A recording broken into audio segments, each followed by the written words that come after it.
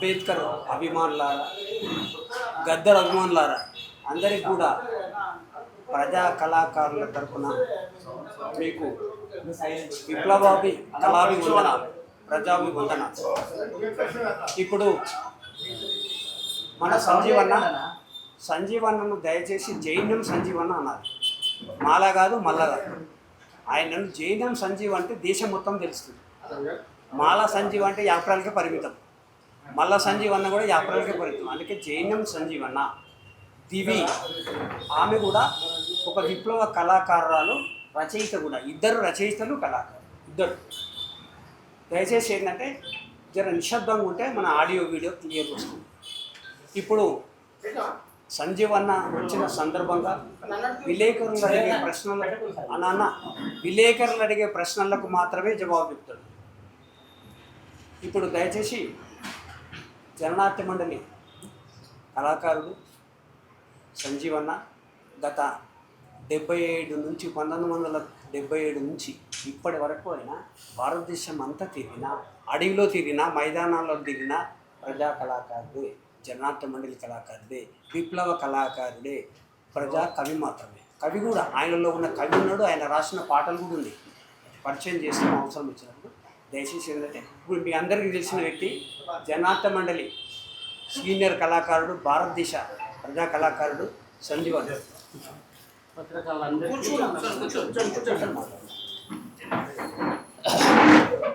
అదే ముఖ్యంగా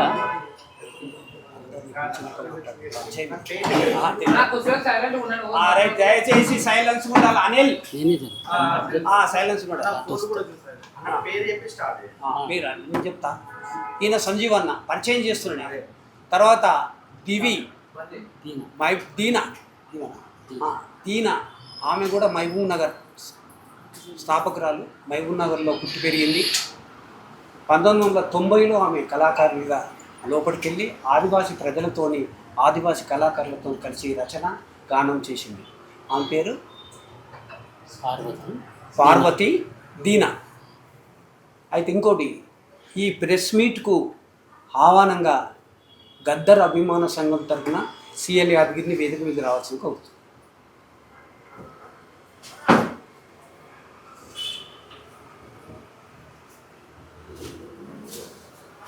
మన అంబేద్కర్ యువజన సంఘం యాప్రాల నుంచి అంబేద్కర్ సంఘం స్థాపకుడు, సీనియర్ సిటిజను, ఇప్పటికి కూడా అంబేద్కర్ సంఘానికి అడ్వైజరు వై నరసింహరావును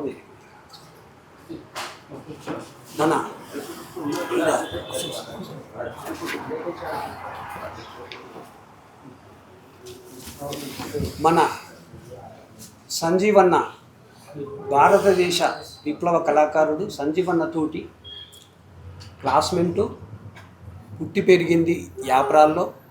ఆయన కూడా 77 నుంచి 96 వరకు జనార్దనంలో పనిచేసిన ఏపీ బాబన్నను వేది మీదకి రావాల్సి కోరుతున్నాను.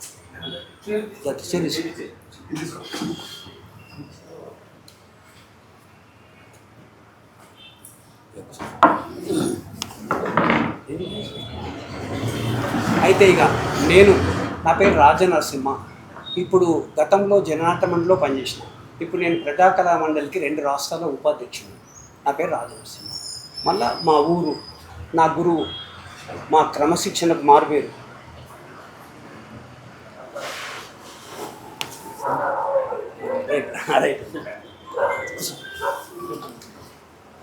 మరి పత్రికారులకు ఇప్పుడు అన్న మాట్లాడుతుంటే మీరు అడగచ్చు.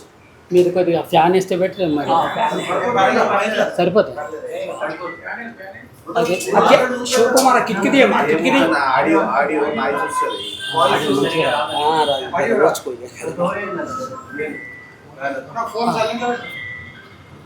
అదే పత్రికారులకు ముఖ్యంగా ఇక్కడ ఇన్వైట్ చేయడానికి కారణం ఏంటంటే, మేము మొన్న 27 తారీఖు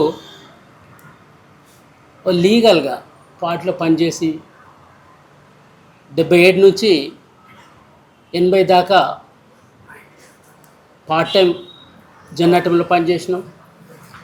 80 నుంచి ఫుల్ టైమ్గా నేను పార్టీలోకి వెళ్ళిపోవడం జరిగింది.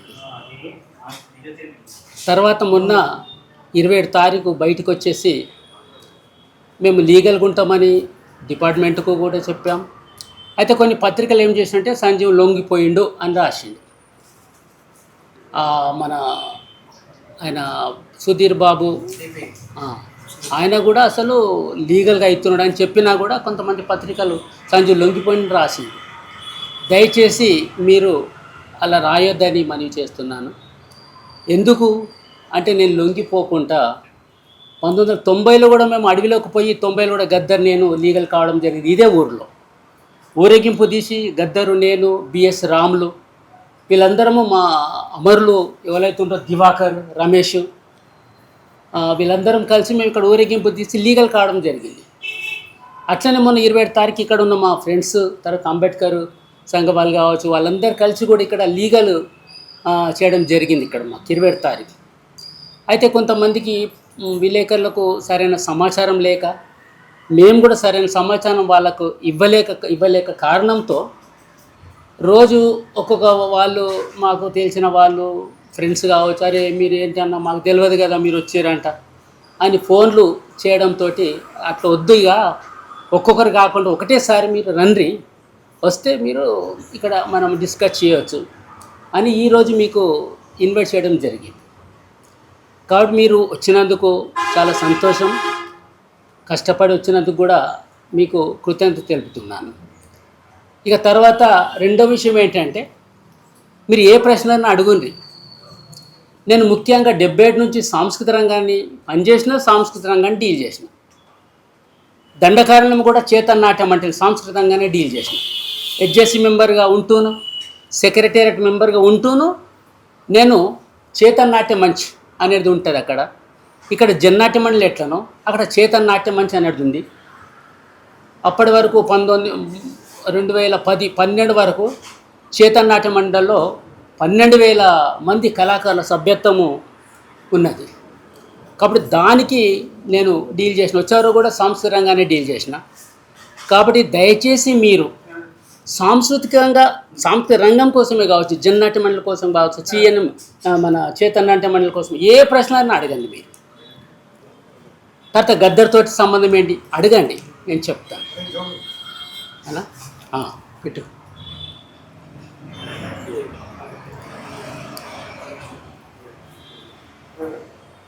వెంకటాచారి మైకేది సరిపోతుంది. కాబట్టి మీకు ఒక అప్పీల్ చేసేది ఏంటంటే సాంస్కృతిక రంగానికి సంబంధిత కావచ్చు, గద్దర్తోటి సంబంధం కావచ్చు, జన్నాట్య మండలి కావచ్చు, చేతనాట్య మండలి కావచ్చు, ఏంటిది అసలు ఎట్లా, దానికోసం ఏమైనా మీరు ప్రశ్నలు అడగండి, దానికి మనం డిస్కస్ చేసుకోవచ్చు. నాకు తెలిసిన వరకు నేను మీతోటి షేర్ చేసుకుంటాను. కాబట్టి ఆ విషయాలు ఏమన్నా కూడా మీరు ఒక్కొక్కరు అడగవచ్చు, దానికి మనము జవాబు చెప్తాం. తర్వాత ఏంటంటే 77 నుంచి మేము గద్దర్తోటే పనిచేశాను. ఫస్ట్ గద్దర్ మాకు పరిచయం అయింది ఎక్కడ, మేము 77లో ఎన్నికల బహిష్కరణ అని ఫస్ట్ ఒక క్యాంపెయిన్ తీసుకుంది. అప్పుడు పార్టీ అప్పుడు తీసుకున్నది. అందులో గుంటూరుకు పోవాలి ఓ 3 నెలలు. మా ఊరు నుంచి ఇక్కడ యాప్రాల నుంచి నేను ఇతను బాబు మా క్లాస్మేట్ ఈయన ఇద్దరం కలిసి మేము 3 నెలలు గుంటూరు గ్రామాలలో ఎన్నికల బహిష్కరణ క్యాంపెయిన్ పాటలు పాడుతూ క్యాంపెయిన్ చేయడం జరిగింది.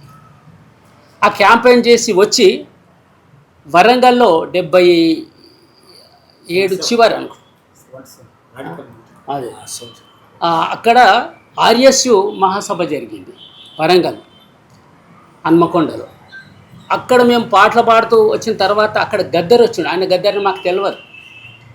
అరే మీరు హైదరాబాద్ నుంచి ఎవరో పిల్లలు వచ్చారంట, ఎక్కడ ఉన్నారు అని అంటే మేము పోయేసి చేతులు కట్టుకొని, సార్ మేమే సార్ ఇట్లా వ్యాపారాల నుంచి వచ్చినాము, ఇంకా సుభాష్ నగర్ నుంచి, తర్వాత ఇక్కడ డౌటన్ బజార్ నుంచి, మచ్చబొలార్ నుంచి ఉన్న వాళ్ళు ఉంటే అక్కడ మేమే అన్న ఇట్లా వచ్చినామంటే మీరేనా, అయితే నేను 2 పాటలు తెచ్చిన, మీరు కోరస్ ఇవ్వాలి. అది ఫస్ట్ పరిచయం. ఆయన అప్పుడు 2 పాటలు రాసుకొని వచ్చిండు ఎమర్జెన్సీలో అమరులైన. లాల్ సలాం లాల్ సలాం లాల్ సలాం సలాం లాల్ సలాం సలాం లాల్ సలాం లాల్ సలాం లాల్ సలాం సలాం. ఇదొక పాట. ఓలి ఓలీల రంగవోలి చెమ్మకేలీల ఓలి, యాడ బుట్టి యాడ పెరిగే యాడికొచ్చి యాడ సచ్చే, ఎవరి కొరకు వచ్చినారు ఎవరి కొరకు సచ్చినారు, ఏ తల్లి కడుపు పంటలోలి చెమ్మకేలీలవోలి, కూలి తల్లి కంటి పాపలోలి. ఇవి 2 పాటలు ఆయన రాసుకొని వచ్చిన తర్వాత కోరస్ ఈయనమ్మ. ఓకే, మేము కోరస్ ఇచ్చాం. అయితే మాకు డెవలప్ ఏంటిది, మాది ఇక్కడ భజన మండలి ఉంటుంది, శ్రీకృష్ణ భజన మండలి. తర్వాత మనకు ఇంకోటి శ్రీరామ్ భజన మండలి. ఇండ్ల కళాకారులను పుట్టిస్తుంది ఇక్కడ. అక్కడి నుంచి డెవలప్ అవుతారు కళాకారులు, విప్లవ కళాకారులు తయారు కావడం అంటే ఈ 2 భజన సంఘాలు ఏమవుతున్నాయో అక్కడ మాకు ట్రైనింగ్ అనుకోరాదు. మీకు ఇక్కడ మొన్న కూడా నేను పత్రికారులు వచ్చినప్పుడు చెప్పాను, ఇక్కడ మేము ఒక సంక్రాంతి పండుగ వస్తే భూపాలం తిరుగుతాం మేము భజన మండలిని అభివృద్ధి చేయడానికి. ఆ భూపాలం ఆర్మిని పట్టుకొని 3 గంటలకు పొద్దున 3 గంటలకు తిరుగుతుంటుంటాం మేము. మేలుకో శ్రీరంగా నా దతయా నీవే మేఘాశ్యాముల వర్మ, మేలుకో కృష్ణ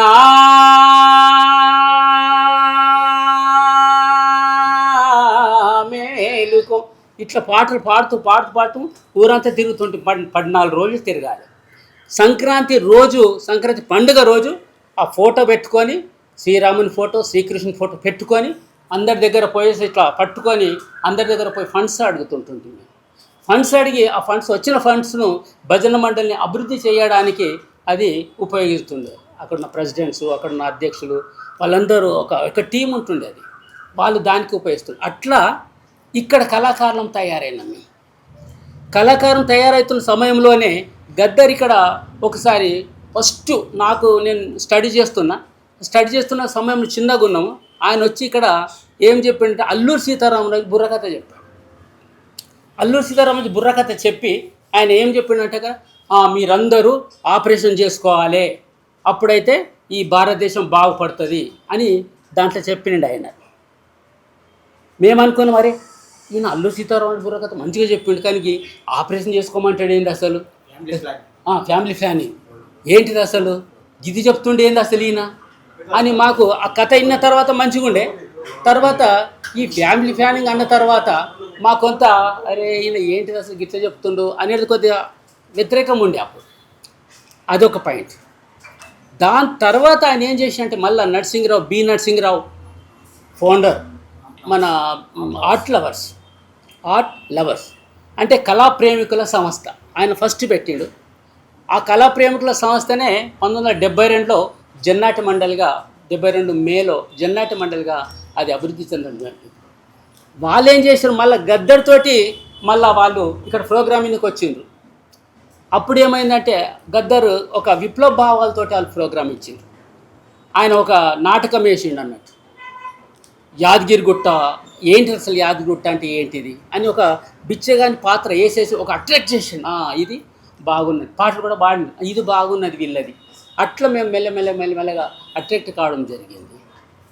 అట్లా అట్రాక్ట్ అయిపోయి ఇక మేము మెల్లమెల్ల ఇట్లా పాటలు తర్వాత మన టౌటన్ బజార్లో నందు అంటే ఒక ఆయన ఉండే, ఆయన పాపం ఇప్పుడు చనిపోయింది. ఆయన రెగ్యులర్గా మా ఊరుకు వస్తుండే. ఆయన ఒక నందు ఆయన పేరు, నందు కదా. నందు అంటే ఆయన ఏమంటుండే అంటే, అంటే మీకు తెలుసా నక్సలైట్ నందు అనొచ్చు కదా మీరు అని అంటుండే. మేము నవ్వుతుంటుండే, అరే గట్ట అంటారా అబ్బాయి మీరు అంటే అనొచ్చు కదా అని అంటుండే అప్పుడు ఆయన. అంటే అప్పుడు ఒకటి నక్సలైట్ అనే పదం ఏదైతుందో ఒక ఇంపార్టెంట్ ప్రాముఖ్యత కలిగిన పదంగా ఉండే అప్పుడు. నక్సల్బరీ మూమెంట్ 67 మేలో ఏదైతే నక్సల్బరీ 25th నక్సల్బరీ జరిగిందో అది ఒక ఇన్స్పిరేషన్ ఉండే. అందుకే నక్సలైటు అంటే ఒక పెద్ద ఇది. తర్వాత మేము కథలు కూడా ఈ గద్దరు ఏదైతే ఇక్కడ వరంగల్ ప్రోగ్రాం అయిపోయిన తర్వాత మమ్మల్ని కాంటాక్ట్ చేయడం జరిగింది. ఈ ఊరు నుంచి నేను, తర్వాత మచ్చబలం నుంచి దయ, తర్వాత ఓల్డ్ అల్వాల్ నుంచి సుదర్శన్, ఈ నలుగురము. దయ ఏం చేసిన డోలకిస్ట్ దయ ఆయనను ఢిల్లీలో పట్టుకొని ఆయనను టార్చర్ చేసి చంపేసి ఇక్కడ బొల్లారం మహాబోధి స్కూల్ దగ్గర పడేశారు. మీకు అందరికి కొంతమంది తెలిసి ఉండొచ్చు విలేకరుల మిత్రులకు. అదొకటి. ఆయన మంచి డోలకిస్. అంటే ఆయన డోలకు మేము ఆయన ఇంటర్వ్యూ చేసినాం జన్నాట్యమంలోకి వచ్చిన తర్వాత. ఎట్లా నువ్వు నేర్చుకుంటే దొడ్డికి పోతుండే ఆయన. దొడ్డికి పోతున్నప్పుడు ఆ డబ్బా మీద కొడుతుండే ఆయన. దొడ్డికి డబ్బా, అప్పుడు డబ్బా పట్టుకపోతురు కదా, ఆ డబ్బా మీద కొడుతుండే ఆయన. దాని తర్వాత ఏం చేసి మెల్లగా భజన మండలి, ఆయన కూడా భజన మండలే. ఎక్కడైతే మంచి బొల్లరు భజన ఉండే భజన మండలి నుంచి ఆయన డోలకిస్ట్గా తయారైండు. సుదర్శన్ ఏదైతే సుదర్శన్ కూడా భజన మండలే. అక్కడ ఓల్డాల వాళ్ళ భజన మండలి ఆయన పాటలు పాడుతుండే. ఆయన కూడా ఇళ్ళకి వచ్చింది. వచ్చిన తర్వాత ఏం చేసి నక్సల్ బరి బిడ్డలు ఒక్క కథ రాసిన తర్వాత గద్దర్ ఏం చేసినట్టే అక్కడ మేము ప్రోగ్రామింగ్కి పోయినాము వరంగల్లో, వడ్డేపల్లిలో ప్రోగ్రామ్. ఆ వడ్డేపల్లిలో ఏమైందంటే గిరాయిపల్లి అడవుల్లో 4 విద్యార్థులను ఏదైతే కాల్ చేసిండ్రో, అంటే సూరపనేని జనార్దన, సుధాకర్, ఆనందరావు, మురళీమోహన్, వాళ్ళ దాంట్లో ఈయన బిచ్చపతి అంటే ఆయనను కూర్చుని పెట్టి ఇంటర్వ్యూ చేసిండు ఈయన గద్దర్. ఇంటర్వ్యూ చేసుకుంటే మొత్తం రాసిన తర్వాత ఆయన ఏం చేసి నక్సల్ బరి బిడ్డలు ఒక కథ రాసిన, ఆ రిపోర్ట్ అంతా తీసుకున్నాం.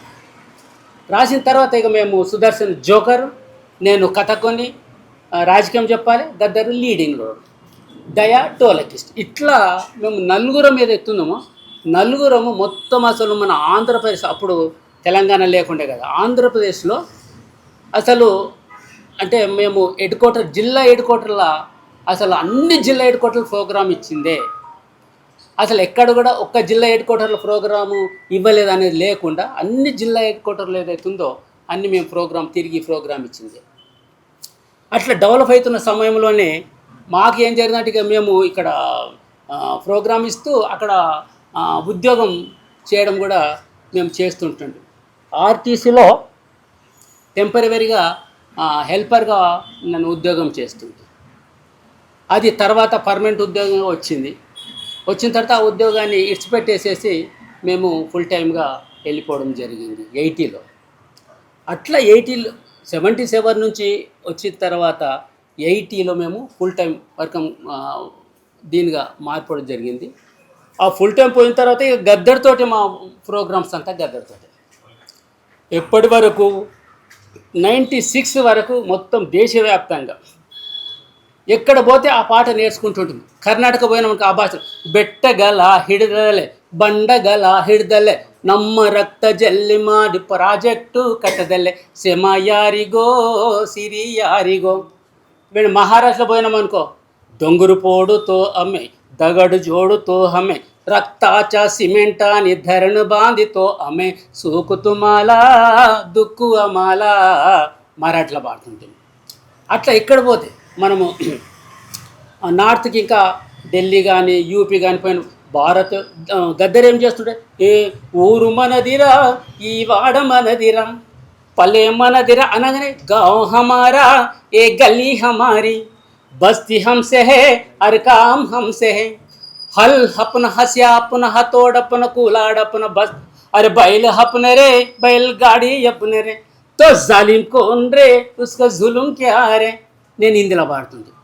ఆయన ఊరుకొచ్చి భారతదేశం భాగ్యసీమరా, ఖనిజ సంపదలు కొదులేదురా, బంగారు పంటల భూములున్నాయి, చావులేని మరి జీవనదురా, అంగట్లోన అల్లి ఉన్నాయి, అల్లున్నట్లు శనివి ఉన్నట్లు, సకల సంపదలు గల్ల దేశంలో దరిద్రం ఎట్లుందో అనగానే భారత హప్ని మహాన్ భూమి ఇస్కి కహాని సునోరి బాయి సర్పే కడాహే బరా హిమాలయ నదియా బైతి గంగా జమున బ్రహ్మపుత్ర గోదావరి కృష్ణ సుబలం ఇసి దేశమే రోటీ మాంగా క్యూనే బాయి. ఇట్లా నేను పాడుతుంది. అట్లా మేము అంత క్లోజ్గా మేము గద్దర్తోటి పనిచేసిన ఇక వేరేళ్ళు అంత క్లోజ్గా పనిచేసినామంటే మా టీమే అని అనుకోవచ్చు. గద్దర్, నేను, సుదర్శన్, దయ మెయిన్గా. తర్వాత ఇక ఆయన ఇనాక్ట్ అయిపోయిన సుదర్శన్, తర్వాత దయ కొనులు పనిచేసింది. ఇక మేమిద్దరం అయితే 96 వరకు ఇక గద్దరు ఆయన ఏ పాట రాసినా కూడా ఫస్ట్ ఇగో నీవైతే నీది పాడగలుగుతురా, ఇది పాడేసి నేర్చుకో అని అంటుండే. కాబట్టి అది మేము ఇక నైట్ డే రేపు ప్రోగ్రామ్ ఉంటే ఇవాళ నైట్ ఇచ్చేస్తుండే పాట, నైట్ అంతా పాట నేర్చుకొని ప్రోగ్రాంలో ఇచ్చేస్తుంది. ఆయన ప్రోగ్రాం ఇవ్వడంలో కావచ్చు, జనాలను నాడి పట్టుకొని మాట్లాడడం కావచ్చు, ఒక పెద్ద విప్లవ కళాకారుడుగా మనము అన్ని మీరంతా పత్రికలు రాసిన ఆయన కోసం నేను కొత్తగా చెప్పాల్సిన ఏ విషయాలు లేవు. ఆల్రెడీ బుక్స్ కూడా వచ్చినాయి ఆయన మీద. చాలా విషయాలు పుస్తకాలలో కూడా రాసిండ్రు. కాబట్టి ఆయన దాని మీద నేను ఎక్కువ ఏం అవసరం లేదు మీకు. ఇక మా విశ్వవిద్యాలయం 96 వరకు మేము మొత్తం దేశవ్యాప్తంగా ప్రోగ్రామ్స్ ఇచ్చినాం. 96 మేము దళంలో అడవిలోకి వెళ్ళిపోవడం జరిగింది. తర్వాత అడవిలోకి వెళ్ళిపోయినాం మా టీము ఏదైతే మా దివాకరు, తర్వాత రమేష్, విద్య, తర్వాత కుమారి, తర్వాత వంగపండు కూడా వచ్చి కలిసినుండే. ఇట్లా ఒక టీం ఉండే మాది. దాని తర్వాత మెల్లమెల్ల వంగపండు వేరే ఇదైపోయిండు. తర్వాత దయాన్న అట్లా చంపేసేసిండ్రు. తర్వాత మన దివాకరు నల్గొండ సెక్రటరీ అయిపోయిన తర్వాత ఆయన ఎన్కౌంటర్లో ఆయన అమరుడు కావడం జరిగింది. తర్వాత రమేష్, మీకు తెలిసి డప్పు రమేష్ అనారోగ్య కారణంతో ఆయన అమరుడు కావడం జరిగింది. తర్వాత కుమారి కూడా అమరురాలైపోయింది అనారోగ్యంతో. విద్య, నేను ఎన్కౌంటర్లో మన పోలీస్ వాళ్ళు కూడా అడిగితే చెప్పిన, ఆ ఎన్కౌంటర్లో కూడా నేను వేరే దగ్గర పనిచేసుకుంటున్నా, ఫైరింగ్ జరిగింది. ఆమె అక్కడ 6. అందులో ఇక్కడ పనిచేసిన ధర్మన్న పోషణ అనే పేరు ఉంటుంది. ఆయన మన తెలంగాణ కళా సమితిలో శ్రీకాంత్గా పేరుండే. ఆయన కూడా అక్కడ అమరుడు కావడం జరిగింది. వరంగల్ ఆయన అమరుడు కావడం జరిగింది. అట్లా వాళ్ళు మెయిన్ టీమ్స్ ఏవైతుండ్రో మా పక్కకున్న వాళ్ళే బాధాకరమైన విషయం. అంటే వాళ్ళు అమరులు అయిపోవడం జరిగింది. ఒక భారతదేశంలో అంటే ఏ కల్చర్ టీము దీంతో ఫేస్ చేయలేని కల్చర్ టీమ్గా వాళ్ళు డెవలప్ అయ్యారు. డప్పు రమేష్ అయితే ఒక మాస్టర్ డప్పు మీద, డప్పు ఏంటిది అని దాని మీద ఒక నోట్స్ రాసిండు ఆయన. తర్వాత దివాకర్ ఒక స్ట్రీట్ ప్లే, ఆయన ఎంబీబీఎస్ చదివిండు. ఒక స్ట్రీట్ ప్లే ఎంత బాగా స్కిట్ తయారు చేస్తుండంటే యాక్టింగ్ చేస్తే ఇక అంత బాగా యాక్టింగ్ చేస్తుండే. అట్లా వీళ్ళంతా లెజెండ్. దానికి నాయకత్వం వహించిన మెయిన్ గద్దర్, ఆయన కూడా మీరు రాస్తున్నారు, ఆయన కూడా ఒక లెజెండ్. ఇక అట్లా వీళ్ళందరూ కూడా ఏదైతే అంటే థియరీ ప్రాక్టీస్, వీళ్ళు థియరీ ఉన్నది అండ్ ప్రాక్టీస్ ఆచరణ కూడా వీళ్ళు పోయి తమ లైఫ్ ఏదైతే ఉందో ఆ లైఫ్ను సాక్రిఫైస్ చేయడం జరిగింది. కాబట్టి అట్లా జననాట్య మండలి వస్తూ ఇక ఆఖరికి నిర్బంధం పెరిగిన తర్వాత మేమందరము లోపలికి వెళ్ళిపోవడం జరిగింది దళంలోకి. ఆ తర్వాత ఇక బయట డప్పు రమేష్ ఇక పాడుతూ ఉండే, ఆయన కూడా అనారోగ్యంతో అమరుడు కావడం జరిగింది. దాని తర్వాత ఇక అంత ఇదిగా లేకుండే. మేము లోపలికి పోయిన తర్వాత కూడా తెలంగాణలో జననాట్య మండలి దళమే ఉండే. ఆ దళానికి నేనే నాయకత్వం వహించిన. అది సాయుధంగానే ఉంటుండే ప్రోగ్రాము. ప్రజలలో పోయి సాయుధంగానే పాటలు పాడుతుంటాం. ఎన్నో పాటలు అవి అక్కడ కూడా రాయడం జరిగింది, పాడడం జరిగింది ప్రజలలో. ఒక చెంప కొడితే రక్తం, చిన్న పాప మామూలుగానే హాస్పిటల్కు పంపిద్దామనేసి కరీంనగర్లో ఒక ఊర్లో పెట్టాం. మేమే మాట్లాడి, చిన్న పాప అంటే ఒక 17 years ఉంటుంది. ఆమె చాలా చిన్న పాప. కథం తీసుకుపోయి పట్టుకొని చంపేశారు ఆమె ఎన్కౌంటర్. ఆమె మీద ఒక చెంప కొడితే రక్తం, ఒక చెంప కొడితే పాలు, చిదిమితే పాలు కారే చిన్నారి ప్రాయం నీది, నీకు 100 ఏళ్ళెట్లా నిండేనో సెల్లెలా ఓ సిన్ని సారమ్మ అని దాని మీద కూడా అక్కడ జననాట్య పాటలు రాయడం జరిగింది. ఇట్లా మెయిన్గా మీరు దృష్టిలో పెట్టుకోవాల్సి కల్చర్ థీమ్కి సంబంధించింది. అంటే విప్లవ సంస్కృతి ఏదైతుందో అప్పుడు ఉన్న దాన్ని పట్టుకొని ఆ పాటలు ఇవన్నీ కూడా రాయడం జరిగింది, ప్రోగ్రాం ఇవ్వడం జరిగింది. తర్వాత ఇప్పుడు ఇక చాలా మార్పులు వచ్చేసినాయి, చాలా మార్పులు. దాని ప్రకారం కూడా ఇక చాలామంది రచయితలు, కళాకారులు రాస్తూనే పాడుతూనే ఉన్నారు. కాబట్టి మేము ముఖ్యంగా ఏంటంటే ఒక 77 నుంచి 80 వరకు మన పార్ట్ టైమ్గా విప్లవంలో పాల్గొన్నాము. 80 నుంచి ఇప్పటి వరకు 25 వరకు ఈ రోజు వరకు కూడా మేము మన అక్కడ మన లీగల్ అయ్యే వరకు కూడా మేము దళంలోనే పనిచేయడం, సంస్కృతి రంగానే డీల్ చేయడం జరిగింది. కాబట్టి అట్లా మేము అది డీల్ చేసి ఇక వయసు పెరిగిపోయింది. కాబట్టి ఇప్పుడు మేము ఏమంటే కళ్ళు సమస్య, తర్వాత ఇక మరి చీకట్ల నడవడమే కావచ్చు, ఇవన్నీ కూడా అనారోగ్యం సంబంధించి చాలా కష్టం. ఇప్పుడు యుద్ధం అక్కడ మన బాగా దాడి కూడా జరుగుతుంది, మీకు అందరికీ తెలిసిందే. కాబట్టి అట్లా ఉండడం కొద్దిగా సాధ్యం కాదు.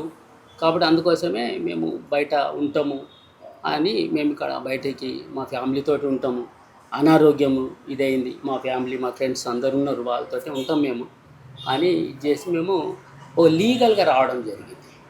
కాబట్టి అట్లా మేము పనిచేసి ఇక ఎన్నో ఫైరింగ్లు కావచ్చు, కష్టాలు కావచ్చు, కన్యలు కావచ్చు, బాధలు కావచ్చు, బంధులు అంటే ఒక విప్లవ జీవితము ఇన్ని సంవత్సరాలు బతకడం అంటే అది చాలా అంటే ఇది చెప్పుకోవచ్చు, ఒక క్రమశిక్షణతో బతకడం అంటే బతకడం ఒకటి. అందుకే చెరబండరాజు ఏమంటాడంటే కమ్యూనిస్ట్గా జీవించవచ్చు, కమ్యూనిస్ట్గా చావడం వేరు అంటాడు ఆయన ఒక కవితలో. కాబట్టి ఆయన రాస్తూ ఏమంటాడంటే నువ్వు ఏదైతే నడుస్తుంటావో రేపు నీ పాదాల మట్టిని కూడా తీసి వాళ్ళు ల్యాబ్లో పెట్టి పరీక్షిస్తారు, పాదాల మట్టిలో కూడా ఏమన్నా విప్లవభావాలు ఉన్నాయి అని రాసి ఆయన ఎప్పుడు రాసిండు, ఓహో 70-75 ప్రాంతంలో రాసిన కవిత. అట్లా చాలా కవితలే కానీ ఇట్లా మేము స్టేజ్ మీద చెప్తుంటాం ఇవన్నీ కూడా. కాబట్టి ఇట్లా ఈ సంస్కృతి రంగంలో పనిచేసి ఈ లీగల్ కావడం జరిగింది. అట్లా అనారోగ్యం సంబంధించి ఇప్పుడు డాక్టర్స్ తోటి కన్సల్ట్ చేసినాము. కాబట్టి ఇప్పుడు మెడిసిన్స్ కూడా ఇప్పుడు స్టార్ట్ అవుతున్నది. కాబట్టి డాక్టర్స్ను మేము ఇంకా కంటిన్యూ అవుతున్నది ఇప్పటికీ. కాబట్టి రకరకాలుగా అనారోగ్యాలు అవి కావచ్చు, ఆ విధంగా మేము బయటికి రావడం జరిగింది. అట్లా సాంస్కృతిక రంగాన్ని ఒక పునాదిగా ఉంటూ, అంటే నేనే పునాది కాదు, ఎంతోమంది ఉన్నారు అందులో నేను ఒక చిన్న దానికి సపోర్ట్.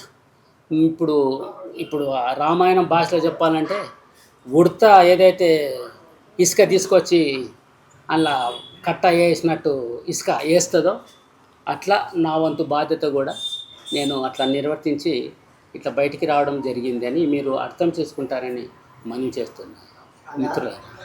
మీరు అజ్ఞాతంలోకి వెళ్ళిపోయలే కదా, అక్కడ మావోయిస్టు పార్టీ అక్కడ ఉన్న ఆదివాసులకు ఎలాంటి కార్యక్రమాలు అంటే వాళ్ళ మధ్యలో ఎలాంటి కార్యక్రమాలు చేసిండు, వాళ్ళకు అభివృద్ధి పనులు వాళ్ళ మధ్య నుండి ఎలాంటి అక్కడ పరిస్థితులు ఎట్లుండే, మీరు పోయి వాళ్ళ సమస్యల ఇష్యూలో ఎట్లా పోరాటం చేసింది అనేది మీరున్న సందర్భంలో. అయితే మెయిన్గా మన మిత్రుడు అడిగిన దానికి ఏంటంటే మేము ప్రధానంగా సంస్కృతి పరంగా చెప్తాం. సంస్కృతి పరంగా ఏంటిదంటే మన పార్టీ పోకముందు వాళ్ళకు మహిళలకు జాకెట్ పెళ్లి కాగానే జాకెట్ తీసేద్దు సంస్కృతి పరంగా. కాబట్టి మనం అక్కడ పార్టీ పోయిన తర్వాత జాకెట్ ఎందుకు తీస్తారు, పెళ్ళి కాకముందు జాకెట్ వేస్తారు, పెళ్ళి అయిన తర్వాత జాకెట్ తీసడం ఏంది అసలు అని వాళ్ళ దాంట్లో ఒక చర్చ పెట్టింది సంస్కృతి పరంగా. కాబట్టి అట్లా చేసి జాకెట్లు వేసే విధంగా మనం అక్కడ చేయడం జరిగింది పార్టీ తరఫున, మన సంఘాల తరఫున, సంస్కృతి పరంగా సిఎన్ఎం తరఫున కూడా. ఒకటి. రెండోది ఏంటంటే అక్కడ మహిళలు గుడ్లు తినొద్దు. అసలు గుడ్లు 29 రకాల విటమిన్స్, ఒక్క గుడ్డులో 29 రకాల విటమిన్స్ ఉంటాయి. ఆ గుడ్లు మహిళలు తినొద్దు. ఎందుకు తినొద్దు అని ఒక ప్రశ్న. అంటే ఒక ఫ్యూడల్ సంస్కృతి అన్నట్టు. అంటే గుడ్లు మహిళలు తినొద్దు, పురుషులే తినాలి. ఆ మహిళలు ఎందుకు తినొద్దని పార్టీ నుంచి, సంఘాల నుంచి, సీఎం నుంచి ఒక పాటలు పాడుతూ చర్చ పెడుతూ తినొచ్చు ఏం కాదు అని అదొకటి చేయడం జరిగింది. సంస్కృతి పరంగా ఇంకేంటిదంటే మహిళలు మంత్లీ ఉంటే వాళ్ళకు సపరేటు అడవిలో గుడిసె వేస్తారు అన్నట్టు. వీళ్ళు ఇంట్లో ఉండొద్దు, ఆ గుడిసెలో ఉండాలి. అక్కడ వచ్చి ఒక్కొక్కసారి నైట్లో అక్కడనే పండుకోవాలి. వాళ్ళు పాము కలిసి చనిపోయిన మహిళలు కూడా ఉన్నారు అక్కడ పడుకుంటూ. అంటే అంత ఇదన్నట్టు ఒక కల్చర్ పరంగా. అరే ఎందుకు అసలు ఆ ప్రకృతి పరంగా వచ్చేది కదా మహిళలకు. కాబట్టి వాళ్ళు ఇంట్లో ఉంటే ఏమవుతుంది, ఇంట్లో వండొద్దు అసలు వాళ్ళు ఇంట్లో ఉండొద్దు. ఆ గుడిసెలు అరే ఎందుకు మీరు అక్కడ చనిపోతారు కదా చెప్పి చెప్పి చెప్పి దాన్ని కూడా మార్చడం జరిగింది. తర్వాత ఏ మహిళనన్నా సంతకు పోతే 4 పురుషులు కలిసి ఆమెను ఎత్తుకొని వెళ్ళిపోతుంది. ఎత్తుకొని పోయి ఇంట్లో పెట్టేసుకుంటుంది. నాకు నచ్చింది, నేను ఇక ఆమె నాతో ఉండాలి అని పెట్టేసుకుంటాను. దాన్ని అంటే ఆమె మనసు ఏంటిది మరి, నీకు నచ్చింది సరే, మరి ఆమెకు నచ్చాలి కదా నువ్వు. ఇది డిస్కషన్ పెడితే అది ఎత్తుకపోవడేందుకు, నేను నచ్చితే ఇద్దరు మాట్లాడుకోండి, పెళ్లి చేసుకోండి. మీరు వాళ్ళ తల్లిదండ్రులు మీ తల్లిదండ్రులు పెళ్లి చేసుకోండి. అని డిస్కషన్ చేసి అది కూడా బంద్ చేయడం జరిగింది. తర్వాత ఏం చేస్తారు వారు, ఇప్పుడు మన వడ్లు పోసే ఒక అలాగ సపరేటు గుడిసె ఉంటుంది, అందులోకి మహిళలు పోనీయరు. ఎందుకు పోనీయరు అని చర్చ పెట్టినాం. అంటే మహిళ పోయి ఆ వడ్లు తీస్తే ఈ మహిళ ఇక్కడ ఉండదు కదా, పెళ్ళి అయ్యి వెళ్ళిపోతుంది, ఈ వడ్లు కూడా అక్కడ వెళ్ళిపోతాయి అని వాళ్ళది ఒక నమ్మకం. అంటే మహిళ పోతే వడ్లు ఎందుకు వెళ్ళిపోతాయి, తప్పు కదా అని ఒక చైతన్యవంతంగా పాటలు, చర్చ ఇవన్నిటి దీనిగా చేసి అవి కూడా మనము మార్చడం జరిగింది. ఇట్లా తర్వాత ఏం చేస్తారు వాళ్ళు, మహిళలు ఎంతో అసలు కష్టం చేస్తారు. ఒక నాగలి దున్నుతారు కానీ విత్తనాలు వేయొద్దు. తర్వాత అదేమంటారు, వడ్లు తీసుకొచ్చి పెడతారు చూడు, కళ్ళంలోకి రావద్దు. ఎందుకు అంటే వాళ్ళు విత్తనాలు వేస్తే సరిగా పంట పండది. అయితే అక్కడ సంఘమే కావచ్చు, జనతా సర్కార్ అని చెప్తారు కదా, ఆ జనతా సర్కార్ ఏం చేసిందంటే కదా, సరే మీరు అట్లా అంటున్నారు కదా, మీకు ఒక 4 ఎకరాలు ఇస్తాము పురుషులకు, మహిళలకు 4 ఎకరాలు ఇస్తాం, మీరే దున్నుండి విత్తనాలు వేయండి, వాళ్ళే దున్నుతారు విత్తనాలు వేస్తారు అని అట్లా పనిచేసేసి వేస్తే వీళ్ళు ఫుల్ పంట పండించారు మహిళలు. పురుషులకు పంట తక్కువ వచ్చింది. ఎందుకంటే పురుషులు వేసేస్తారు, కళ్ళు తాగడానికి పోతారు, వీళ్ళు వాళ్ళేమో శ్రమ చేస్తారు 24 గంటలు, వాళ్ళు ఫుల్ పంట పండింది. మరి ఎట్లా పండింది, విత్తనాలు వేయొద్దు అంటారు కదా మీరు, మరి వాళ్ళు విత్తనాలు వేసిండ్రు కదా, మరి ఇట్లా పంట తీసిండ్రు వాళ్ళు. ఇట్లా ఏం చేసినామంటే అంటే ప్రాక్టీస్ థియరీ 2 దారిన వాళ్ళను మెల్లమెల్లగా మార్చు అని మొత్తము. ఇప్పుడు మీరు చెప్పినట్టు మొత్తం అక్కడ మారిపోయింది అని నేను చెప్పలేను. అంటే ఒకటే రోజు మారడం సమాజం ఏదైతే ఉందో, ఇప్పుడు ఉదాహరణకు ఒక మనిషి ఈ సమాజము ఉన్న దాంట్లో మల్లెపూలెక్కల బతకాలంటే చాలా కష్టం. తనకు ఫైట్ చేయవలసిందే ఆయన. ఒక కుటుంబంలో బతకాలంటే కూడా తనకు ఫైట్ చేయవలసిందే. కాబట్టి అంత మంచిగా బతకాలంటే కూడా పెద్ద ఒక ఫైట్ కావాలి. కాబట్టి అట్లా మనం కొంత మార్పు అట్లా పాటల ద్వారా, రకరకాల చర్చ ద్వారా, క్లాసెస్ ద్వారా ఇట్లా అట్లా మార్పు మొత్తం మారిపోయిందని నేను చెప్తలేను. అంటే వాళ్ళకు ఒక లేనిది మనము ఇది కరెక్టే కదా అనే కాడికి మనము వాళ్ళకు అట్లా చేయడం జరిగింది. అట్లా సంస్కృతి పరంగా మెయిన్గా అది మార్పు చేయడం జరిగింది.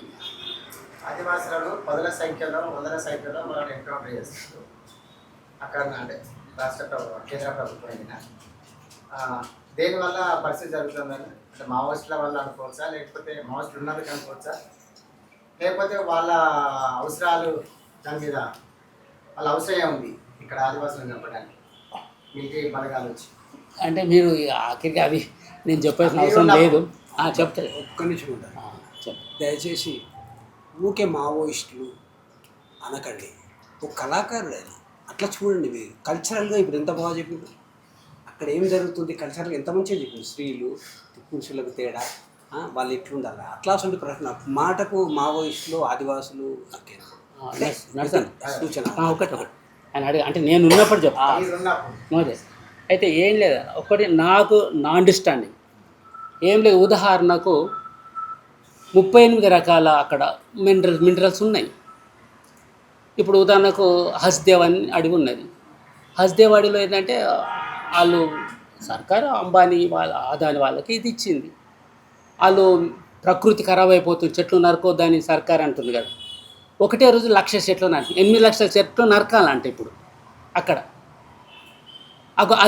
అది మెయిన్.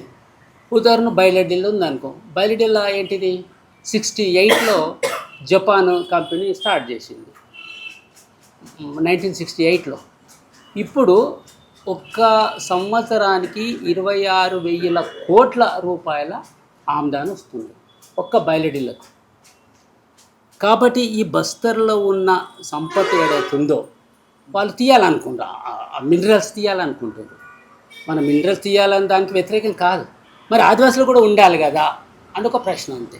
మేము దాన్ని సంస్కృతి పరంగా మన हमरे बस्तर सबसे सुंदर देखो देखो रे देखो देखो रे मेहनत कश दिल वाले आदिवासी रे हम आदिवासी रे जंगल में चांदी रे बैल डिला डिला नहीं खनिजों का किला रे सबसे सारी जंगल में भूखा क्यों रे प्यासा क्यों रे అరే సబ్సే సారే జంగల్ మే బుకా క్యూ రే ప్యాస క్యూ రే అని పాటల ద్వారా తీసుకుంటాం. కాబట్టి ఇట్లా రకరకాల ఇప్పుడు మాతోటి ఉన్న చేతనాటం కళాకారులు ఒక ట్రైనింగ్ పెడుతున్న వర్క్షాప్ తుపాకులు ఉండే వాళ్ళకు కళాకారులకు మెజారిటీ కళాకారులకు తుపాకులు ఉండేవి. వర్క్షాప్ పెడుతున్నామో రచయిత పాటలు రాయాలి అని రాస్తుంటే ఇంత దాడి జరిగింది, 8 మంది 9 మంది చనిపోయింది. అట్లా ఎక్కడైనా కూడా అది ఆ దాడి అట్లా అంటే ఒక సత్యం చెప్పనికి సత్యం సారు ఎన్కౌంటర్ జరిగింది కాబట్టి అట్లా సత్యము అక్కడ మాట్లాడిన వాళ్ళు అట్లా చేయడం జరిగింది. అయితే వాళ్ళకేంటి ఇప్పుడు పోలీసులకి ఏంటంటే వీళ్ళందరూ కూడా అక్కడున్న వెపన్స్ పట్టుకున్న వాళ్ళే అని వచ్చి ఫైర్ చేసి ఉండొచ్చు, ఇక చెప్పలేము అక్కడ. కానీ లాస్ అయితే వెపన్ లేని వాళ్ళు అక్కడ లాస్ అయ్యింది. వర్క్షాపు కావచ్చు, పాటలు రచేటప్పుడు వర్క్షాప్ అంటే పాటల వర్క్షాప్, సిఎన్ఎం వర్క్షాప్ దానికి సంబంధించి అట్లా అక్కడ అది జరగడం అవుతుంది. అలా జేఎన్ఎం టీంలో మీకు గుర్తింపు తెచ్చినటువంటి పాట చాలా పాటలు పాడారు. కాకపోతే మాకు తెలియదు సంజీవనే పాడిండా ఇది అనేది చాలా పాటలు మేము విన్నాం, మేము కూడా కాదు. మీకు మంచి సంజీవే పాడగలుగుతాడు ఈ పాట అనే అటువంటి పాట ఏదైనా ఉంది? అంటే ఇక అట్లా చెప్పడం కష్టం కదండి. అంటే అన్ని ఈ పాట నేనే పాడగలుగుతాను చెప్పలేము కదా, ఇంకో ఆయన కూడా పాడవచ్చు దాన్ని. అయితే నాకు స్టేట్లో గుర్తింపు వచ్చింది మాత్రము మన 78 అనుకుంటా, రాడికల్ యువజన సంఘము కాన్ఫరెన్స్ జరుగుతుంది. మేము ఇట్లనే టీం పోయినాము మన గుంటూరులో. అక్కడ మొత్తం ఆ కాన్ఫరెన్స్కు బహిరంగ సభ జరుగుతుంది. ఆ బహిరంగ సభలో అందరూ పాట పాడతా నాకు పాట ఇచ్చింది. ఇట్లనే సమిష్టి ఉంటుంది కదా, పాట ఇస్తే నేను అప్పుడు ఏం పాట అంటే, సుఖాలాంటి సుక్కల్లో లక్షలాది సుక్కల్లో నువ్వు ఏ సుఖాల ఉన్నావన్నో మాయన్న జనార్దన, ఆ పాట పాడినంటి. అది ఇక అప్పుడు బాగా ఎవరు కుర్రోడు వచ్చి 78లో కాబట్టి అరే ఒక కుర్రోడు హైదరాబాద్ నుంచి వచ్చిండు అక్కడ పాడుతున్నాడు రా అని అక్కడ ఆంధ్రలో ఇదైంది అప్పుడు ఆ పాట పాడింది. తర్వాత ఇక గద్దరు ఏం చేస్తుంటే ఈయనకి ఏ పాట చూడిపోతే అని చెప్పి ఇది నేసేసుకోరా అంటే కదా ఆయన పక్కకే ఉన్నింటి మేము. ఇల్లు ఇచ్చి పెట్టిన తర్వాత ఆయనతోటి ఇక మేము ఆయన ఏ పాట రాసినా డిస్కషన్ చేస్తూ రాస్తుండే, తర్వాత ఇచ్చేస్తుండే మాకు. అట్లా ఎన్నో పాటలు, ఉదాహరణకు మనం బాగా ఇక పాడే పాటలు కొన్ని ఉన్నాయనుకో, దండాలో సోమన్న కొంగంటి సోమన్న దండాలో సోమన్నం ఎర్ర దండాలన్న ఎర్ర దండాలన్న దండాలో సోమన్న కొంగంటి సోమన్న దండాలో సోమన్న. ఇదొకటి. మాయమయ్యి పోతివో అన్నో యాదన్న నువ్వు గాయమయ్యి పోతివో అన్నో యాదన్న, ఆ వంట కాడ నీవే వడ్డించే కాడ నీవే ఆ పాట కాడ నీవే ఆ పసుల కాడ నీవే భూస్వామి గుండగాల భర్తం బట్టె కాడ ముందు వరుస నీదెరో అన్నో యాదన్న మొదటి దెబ్బ నీదెరో అన్నో యాదన్న. అదొకటి. భారతదేశం భాగసీమ 25 చరణాలు అన్నది. 25 చరణాలు బట్టి పడుతుంటుంది. అట్లా ఈ స్టేజ్ మీద పాడుతుంటామండి. తర్వాత ఈ సర్ణక్క పాట కూడా, వందనమో వందనమమ్మో నా చెల్లేల సర్ణమ్మ సుబట చుక్కల వందనమమ్మ సేను చెలకల వందనమమ్మ సిన్ని కూనల వందనమమ్మ బక్క రైతుల వందనమే నా చెల్లేల సర్ణమ్మ. ఇట్లా ఆ పాటలు. తర్వాత ఇక టాప్ అందరికంటే కొద్దిగా గుర్తున్నది, వేరే వాళ్ళు కూడా పాడినరు, రేలారే అడవి తల్లికి దండలో మా తల్లి అడవికి దండలో, ఈ పాట ఇక పాడుతుంటుంది. అట్లా నేనే అన్ని పాటలు పాడతానికి కాదు, అట్లా విప్లవ పాటలు ఉండదు కదండి. అయితే ఎవరెవరు సూటబుల్ అవుతారో వాళ్ళు తీసుకుంటారు అన్నట్టు. అని ఈ పాట నేను పాడుతుంటే ఓకే మహిళ ఈ పాట. అయితే మహిళకు సంబంధించిన మేము జన్నాటం లిస్టులు రాసినాం, మేము ఎక్కడ ఫెయిల్ అయినాము అనేది కూడా రాసినాం. మహిళలు కళాకారునిలో వచ్చిన తర్వాత మన దాంట్లో ఉన్న పితృస్వామ్య భావజాలంతో వాళ్ళని ఎంతైతే అభివృద్ధి చేసుకోవాలనో అంత అభివృద్ధి చేసుకోలేకపోయాము, రివ్యూలో రాసినాను. కాబట్టి మహిళలు ఇంకా ఎంత డెవలప్ మంచి చాలామంది అసలు విద్య కావచ్చు, కుమారి కావచ్చు, ఇంకా మన ఒక పద్మ చిన్న సన్న కావచ్చు, అదే బాలయ్య, కవాలి బాలయ్య, ఇట్లా చాలామంది కళాకారులు ఇక్కడ అదే మెయిన్ కళాకారులు ఒకటి ఏంటంటే ఇక్కడ కళాకారులు ఏదైతే ఉండ్రో అసలు మొత్తం ఈ ఏరియాలో ఏదైతే ఉండ్రో యాప్రాలు కావచ్చు, సుభాష్ నగర్ కావచ్చు, గొల్లగూడ కావచ్చు, మచ్చబొల్లారం, టౌటన్ బజార్, యామ్జాల, నేరడ్మెట్టు, అల్వాల్, ఇక్కడ నుంచి మెయిన్గా అందుకే నాకు గుర్తున్నది నేను చదివిన ప్రకారము వెంగళరావు ఉన్నప్పుడు దీన్ని కల్లోలిత ప్రాంతం నక్సలైట్ ఏరియా అని ప్రకటించినప్పుడు వెంగళరావు ఉన్నప్పుడు అంటే ఇక్కడి నుంచి కళాకారులు విప్లవ కళాకారులు పుట్టుకొచ్చారు అన్నట్టు. అంటే దీనికి పునాది కూడా ఉన్నది. ఇక్కడ ఉన్నంత భజన సంఘాలు నీకు సిటీలో ఉన్న భజన సంఘాలు ఎక్కడ ఏ స్టేట్లో వేరే అసలు జిల్లాలో లేవు. ఇక్కడ గల్లీకి ఒక భజన సంఘం, అక్కడి నుంచి డోలకిస్టులు తయారవుతారు. మాకేం సమస్య వచ్చిందంటే మేము అరే మీరు సిటీలో ఉంటారు కాబట్టి మీకు డోలకులు దొరుకుతారు పోయి, అసలు మాకు అసలు డోలకిస్టులే లేరు, మరి మాకు డోలకులు ఎట్లా అనే సమస్య వచ్చింది జన్నాటి మండలో. ఆ సంవత్సరంగా ఏం చేసినామంటే మరి ఎట్లా అంటే మాకు డప్పులు ఫుల్ ఉంటాయి, అందుకోసమే డప్పు కథ స్టార్ట్ చేసినాం. నక్సల్బరి బిడ్డమే డప్పు మీద కొట్టుని మీరు, డప్పు ఈజీ కదా అని డప్పు ప్రాక్టీస్ ఇచ్చి ఆ డప్పు మీద మనం ఆ కథను చెప్పడం జరిగింది. అట్లా పాటలు అనేటివి చాలా అంటే వేలాది పాటలు. గద్దర్ రాసినది ఒకటి, గద్దర్ రాసిన పాటలు ఇంకా చిన్న చిన్న సుధా అంటే ఆయన రాసింది ఒకటి. నేను లేని భూమి ఎట్లే తిరుగుతుందని నేల విడిసి కామ్రేడు, నేల విడిసి సాము చెయ్యకు నా కామ్రేడు, చనిపోయాడు. సుధా అంటే ఆయన శుద్ధాల దానమ్మ శుద్ధ దేవయ్య, ఆయన ఆదిలాబాద్ జిల్లా. మంచి పాటలు రాసింది. నా సిన్ని తమ్ముళ్ళారా శంకరన్న వారసులారా, శంకరన్న దారుణ మీరు చెరికై పోరండయ్యో, ఆయన రాసిన పాటలు చాలా పాటలు రాసిన ఆయన. అట్లా ఒక కేసీ అంటే అని మా దాంట్లో ఆయన కూడా వరెవరెవరు కూలన్నా ఇంకా లేవరో ఆయన రాసిన పాట. చుక్కల్లో కలిసాడు శ్రీసి ఆయన రాసిన పాట. ఇట్లా చాలామంది అన్నట్టు. అంటే ఏమైపోయింది ఇక్కడ గద్దర్ దగ్గర ఉంటాం కాబట్టి ఇవన్నీ గద్దర్ రాసిండేమో ఆయన కాడికి వెళ్ళిపోయింది. చాలామంది కళాకారులు చాలామంది రచయిత ఇప్పుడు ఇక్కడనే డౌటన్ బజార్లో ఆయన పేరు రైల్వేలు పనిచేస్తారు రాములు. ఇప్పుడు పండుగ మీద రాసి పండుగ వచ్చిందే గణపతి పండుగ వచ్చిందే, పట్నం లష్కర్లో చాలా పెద్ద పండుగ అంట. ఇట్లా ఆయన సూపర్ పాటలు రాసింది. మాకు మన నిజామాబాద్లో వ్యాస్ ఉండే, వ్యాస్ అరెస్ట్ చేసిండు మమ్మల్ని ప్రోగ్రామ్ ఇవ్వకుండా, మీరు ఇక్కడ పాటలు పాడొద్దు అని గద్దర్ మాతో అరెస్ట్ చేస్తే ఆయన ఏం చేసిండు ఇక్కడ ముయ్యకురో మూసి తినాని మురువకు కొడుక పాడేటోళ్ళను మూసినామంటే పట్టణాల్లో చిచ్చు పుట్టిరా, ఆడేటోళ్ళను మూసినామంటే అడవుల్లోన అగ్గిపుడి రాసేసింది. అంటే సింపుల్ రాసేసారు అన్నట్టు.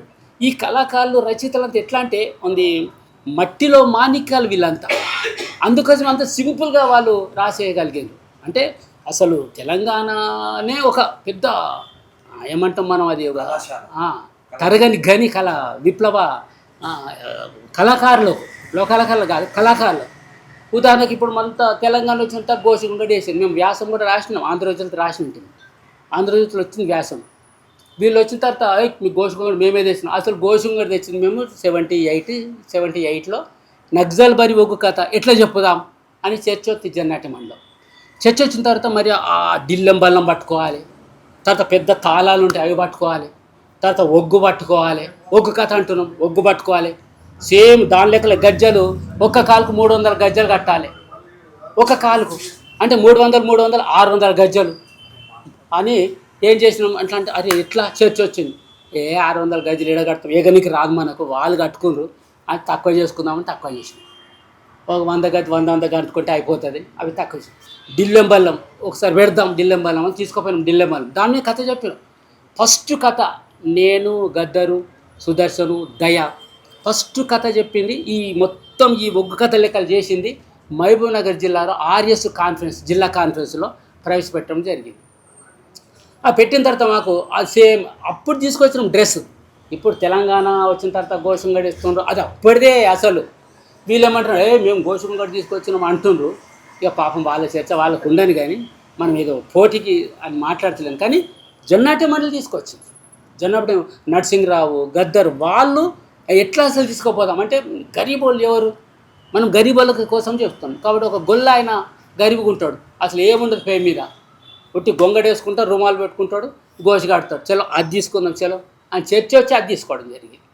అట్లా అది ఒక లెజెండ్గా నిలబడిపోయింది మొత్తం చరిత్రలో. ఇక తర్వాత ఇప్పుడు వచ్చింది భయ్, అప్పుడు ఉంటుంది కానీ ఇప్పుడు మొత్తము షర్ట్ ఇప్పేసి ఎట్లా ఎగురుతారు భయ్, ఇక చర్చలు రకరకాల చర్చలు. అంటే అసలు ఆ పరిస్థితి ఏంటిది, ఆ తీసుకున్న పరిస్థితి ఏంటి, అయితే అప్పుడు చేసినాం కాబట్టి ఇప్పుడు అదే తీసుకోమని చెప్పడం కరెక్ట్ కాదు. మళ్ళీ మారుతున్నప్పుడు మారాలి చాలా. తర్వాత కల్చర్ చాలా మారినాయి, చాలా మార్పు చేయడం జరిగింది కూడా. కాబట్టి అట్లా మనము అవి తీసుకొచ్చి దాన్ని డెవలప్ చేయడం జరిగిందన్న జన్నాట్య మండలి మేము టోటల్గా. అట్లా అన్ని రకాల హిందీ వాళ్ళు ఇప్పుడు విలాస్ గోఖరే ఒక గొప్ప రచయిత అన్నాడు. ఎందుకంటే మేము భారతదేశం అంతా ఇస్తాం, అంత రచయితలు మాకు చాలా దగ్గరగా ఉంటారు అన్నాడు. ఆయన ఏం పాట రాసిండంటే ఆయన कैसे है तेरा जन्म बना जिंदगी भर रोना ही रोना भाई मैं तेरा सुन लो कहना मेरी बहना क्यों है ऐसा समझ लेना मेरी बहना ओ मेरी बहना जब तू लड़की बनकर आई नाराज पीता माँ कोई सबको चाहिए लड़के पे लड़का तेरे कारण दिल पीता का दड़का तूने बहेजी पैसा चाहिए दहेज मांगा कहाँ से आई इसी कारण तू बनी फसाना मेरी बहना क्यों है ऐसा समझ लेना मेरी बहना ओ मेरी बहना जब तेरी किसी से हो गई शादी पति के घर में बन गए कैदी सास ससुर की तान सुनकर देवर ननद की बनी तू नौकर शोहर ने जब भी देखा है हंसकर कैदी की आती माँ बनाकर तू बनी बच्चों का कारखाना मेरी बहना क्यों है ऐसा समझ लेना मेरी बहना बाइबिल कुरान धर्मशास्त्र ने अबगन जैसे जहर पिलाया धनवानों की बाजारों में सस्ते महंगा चीज बनाया ఇట్లా దాన్ని పాటను ఇంత చాలా దేశంలో చాలా ఫేమస్. తర్వాత ఒక జేఎన్యు అంటే ఢిల్లీ యూనివర్సిటీలో కోబడ్ ఆయన పేరు ఏదో ఉంది, ఒక గాంధీ అని పేరు వస్తుంది, ఒక రచయిత, ఉత్తరప్రదేశ్ రచయిత కోబడి గాంధీ పాటలు వెళ్తుంది. ఆయన రాసిండు అన్నాడు, చాలా పాటలు రాసిండు.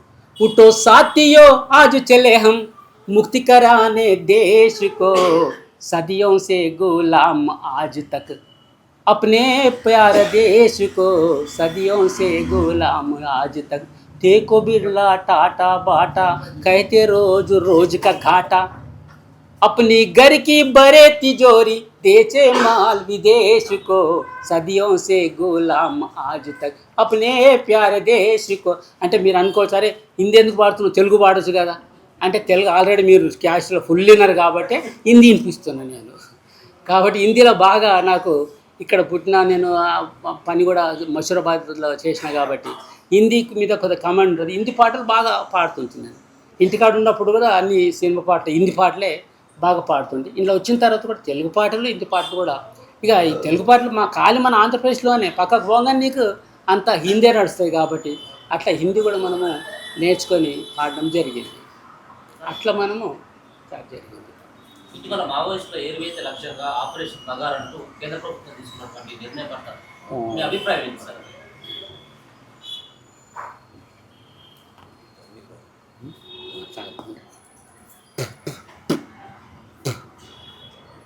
ఒకటేనా ఏం లేదు దాంట్లో. ఇప్పుడు ఎందుకంటే నేనేమో ఇక నా సాధారణ జీవితం బతకాలనుకున్నా అనారోగ్యంతో. నక్సల్బర్ నుంచి కూడా చాలా నిర్బంధాలు వచ్చినాయి. అంటే దీనికి డైలెక్టికల్ మెటీరియలిజంలోకి కొత్త మనం చర్చ చేయాల్సి వస్తుంది. ఏదైనా కూడా అసలు పార్టీ 70లో ముగ్గురే ఉన్నారు, కొండపల్లి సీతారామయ్య, సత్యమూర్తి, మాస్టర్జీ. లేదు పార్టీ. కాబట్టి పార్టీ డెవలప్ అయింది, ఒక పిఎల్జీ అయింది, 16 రాష్ట్రాల్లో అభివృద్ధి అయింది. తర్వాత నక్సల్బర్ నుంచి కూడా ఫస్ట్ మన 72లో చార్ మజుందార్ 72లో మన జూలై 16th ఆయనను మన ఒక కొరియర్ ద్వారా కలకత్తాలో పట్టుకొని ఆయనను 28th ఆయనను హత్య చేయడం జరిగింది. దాని తర్వాత రకరకాల పార్టీలు ఇక ఏర్పడ్డాయి. కాబట్టి ఇక్కడ ఏం చేసింది ఆంధ్ర పార్టీ ఏం చేసిందంటే మనం ఒక లైన్ తీసుకొని పోవాలి. ఆయన చెప్పిన లైన్, ఆయన చెప్పిన రివ్యూ చేసాను. మీకు అందరికీ తెలిసిందే, మీరు మీ పత్రికలు తెలిసి చదివి ఉంటారు. అంటే ఆయన ఏం చెప్పిండు, 72 వరకు ఒక విప్లవం, పెద్ద విప్లవం వస్తుందని అన్నాడు. అది కరెక్ట్ కాదు. అసలు పార్టీ లేదు, సేన లేదు, ఎట్లా విప్లవం వస్తుంది అనేది ఒక ప్రశ్న. కాబట్టి అది కరెక్ట్ కాదు. అయితే ఆయన ఏదైతే భారతదేశానికి సంబంధించిన వైరుధ్యాలు చెప్పిండో అవి కరెక్ట్. వైరుధ్యాలు ఏం చెప్పిండు? సామ్రాజ్యవాదానికి భారతదేశ ప్రజలకు నంబర్ 1, భూస్వామ్య విధానానికి విశేష ప్రజానీకానికి నెంబర్ 2, పెట్టుబడిదారి విధానానికి కార్మిక వర్గానికి నంబర్ 3, శాసక వర్గాలు అంటే పాలక వర్గాలకు తమకు వైరుధ్యాలు 4 వైరుధ్యాలు చెప్పి అవి కరెక్ట్. భారతదేశంలో నూతన ప్రజాస్వామ్య విప్లవం అర్ధభూస్వామ్య దేశం ఇది. భారతదేశంలో నూతన ప్రజాస్వామ్య విప్లవం జయప్రదం కావాలి అంటే నువ్వు గ్రామాల నుంచి విముక్తి చేసుకుంటూ పోవాలని చెప్పి అది కరెక్టే. ఆ లైన్ చెప్పింది అది కరెక్ట్. కాబట్టి అప్పటి నుంచి వచ్చిన తర్వాత ఏమైంది, మళ్ళీ పార్టీ కొద్దిగా డెవలప్ అవుతున్నదో 78 సెప్టెంబర్ 9 జగిత్యాల జైత్రయాత్ర స్టార్ట్ అయింది. కాగానే అక్కడ కలవతో ప్రాంతాలు స్టార్ట్ అయిపోయినాయి. 80లో పీపుల్స్ వార్ ఏర్పాటైంది. పీపుల్స్ వార్ ఏర్పాటైన తర్వాత మెల్లమెల్ల 85, 82, 83 ఎన్టీ రామారావు వచ్చిన తర్వాత మాట పాట బంద్ అని చెప్పిండు. సాంస్కృతిక ఎట్లా చెప్పగలిగిండు అంటే కరీంనగర్లో అంట దొర ఉండదు కదా, డీజీపీ దొర, ఆయన ఒక పుస్తకం రాసిన, మీరు కూడా చదివిండొచ్చు. ఆ పుస్తకంలో ఏం రాస్తారంటే కరీంనగర్లో ఈయన మొత్తము ఇట్లా గోచి గొంగడి పెట్టుకొని జనంలో వచ్చి కూర్చుండంట. దొర కూర్చొని ప్రోగ్రామ్ విన్నాడంట. మా ప్రోగ్రాం విన్న తర్వాత అరే వీళ్ళు చాలా బలమైన సాంస్కృతిక రంగము, దీన్ని మనము టక్కరియకపోతే చాలా కష్టమవుతుంది అని వచ్చి రామారావుకు చెప్తే రామారావు ఏం చేసినట్టే మాట పాట బంద్ చేసేసి భారతి అనే నాటకే తీసుకొచ్చింది. వాళ్ళు పోలీస్ డిపార్ట్మెంట్ భారతి అనే నాటకేసి అది ఓకే, భారత నాటకే తీసుకొచ్చారు. ఆ భారత నాటక ఎట్లా అయింది ఏమైంది అదంతా మీకు తెలిసిండొచ్చు. కాబట్టి ఇట్లా నిర్బంధం తర్వాత ఏమైపోయింది, 74లో నిర్బంధం వచ్చేసింది. నిర్బంధం వచ్చిన తర్వాత ఎంతోమంది ఎన్కౌంటర్ అయిపోవడం జరిగింది. పార్టీ అప్పటికిగా మొత్తం నష్టపోవడం జరిగింది. మళ్ళీ 77 తర్వాత మళ్ళీ స్టార్ట్ అయింది. మళ్ళీ 77 తర్వాత మళ్ళీ స్టార్ట్ అయిపోయి మళ్ళీ కరీంనగర్ ఆదిలాబాద్ పోరాటాలు జరిగినాయి. అవన్నీ మీకు తెలిసిన విషయాలే, మళ్ళీ పాత విషయాలకు పోవద్దు. కాబట్టి 80 అయిన తర్వాత 82, 83లో ఈయన రామారావు వచ్చినంత అదొక పాట మాట బంద్ అయిపోయింది. అప్పుడు నిర్బంధమే. మళ్ళీ 90లో మళ్ళీ లీగల్ అవకాశాలు వచ్చినాయి. మళ్ళీ 90 లీగల్ వచ్చింది. 92లో మళ్ళీ BSF దాడి స్టార్ట్ అయిపోయింది. అట్లా నిర్బంధం కంటిన్యూ. అయితే అప్ అండ్ డౌన్స్ నేను ఇంతకుముందు చెప్పినట్టు గతితారిక భౌతికవాదంలో ఏం చెప్తుంది, వైరుధ్యాలు ఉంటాయి, వైరుధ్యాలు ఘర్షణ పడుతుంటాయి, ఒక్కటవుతుంటాయి, అభివృద్ధి అవుతుంటుంది. కాబట్టి సాక్రిఫై ఏదైతుందో త్యాగం వృధా పోదు. ఒక తల్లి ఏం చేస్తే తన బిడ్డకు బ్లడ్ ఇచ్చేస్తుంది, కానీ నా బ్లడ్ పోతుంది అయ్యో నా బ్లడ్ పోతుంది అనుకోదు, నా బిడ్డే మంచిగా ఉండాలి. కాబట్టి సమాజం కోసము ఏదో పార్టీ వాళ్ళే త్యాగం చేసిండ్రు అది ఒక పార్టీ కిందకి వస్తుంది అది. కానీ చాలామంది త్యాగమే కదా సైంటిఫిక్స్ అంటే ఒక వైజ్ఞానికం ఏమంటారు సైంటిఫిక్స్లో అంటారు. విజ్ఞానం కోసము ఎంతోమంది, ఉదాహరణకు బల్బు కనుగొన్న ఆయన సాక్రిఫై చేసిండు జ్ఞానం కోసము. తర్వాత మనకు కోపర్నికస్ 1500 శతాబ్దంలోనే కదా అసలు ఆయన ఎంత త్యాగం చేశారు. ఆయనను కింద ఇట్లా మంట పెట్టి ఆయన నెత్తురు కూడా భూమి పడితే మళ్ళా పుడుతుంది. ఆయన ఏమన్నాడు భూమి గుండ్రాగా తిరుగుతుంది అని చెప్పాడు అంతే. ఆయనను ఇట్లా యాలాడబెట్టేసి కిందికి వెళ్ళి మంట పెట్టేసేసి నెత్తురు భూమి మీద పడితే ఆ భావాలు వస్తాయని చెప్పేసి ఇట్లా అంతా సాక్రిఫైస్ చేసింది. అయితే మారిందా, ఎంతో మారింది కదా. సైంటిస్టులు అట్లే ఉన్నారా, తీసుకొచ్చి బ్రేక్ చేసింది. అట్లనే నిర్బంధాలు ఇవి పోతుంటాయి వస్తుంటాయి. ఒక సమస్యలు ఉన్న రోజులు ఎట్టనో ఒక దిక్కు వాళ్ళంటే ప్రజలు వాళ్ళ దీంట్లో వాళ్ళు ఫైట్ చేస్తూ ఉంటారు ప్రజలు. అట్లా మనం దాన్ని అర్థం చేసుకోవాలి.